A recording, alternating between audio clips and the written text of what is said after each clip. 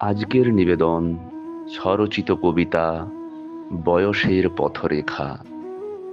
বয়স যত বাড়ে নদীর কিনারে ঝরে পড়া পাতার মতো শরীরেও ক্লান্তিতা জমে, আর মনের গহীনে বাসা বাঁধে এক অদৃশ্য সাঁঝের অন্ধকার। আশা নিরাশার ঠান্ডা হাওয়ায় একদিন যে স্বপ্নগুলো ধান ক্ষেতের উপর প্রভাতী কুয়াশা হয়ে নেচেছিল, আজ তারা জেগে থাকে শুধু ধুলোর মতো, আঙুলে ছুঁতেই উড়ে যায় দূরে, বহু দূরে।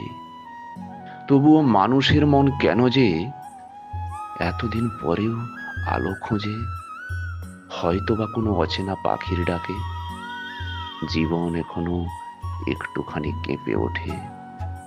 মেঘের আড়াল থেকেও সূর্যের রক্তিম দাগ খুঁজে পাই কোথাও।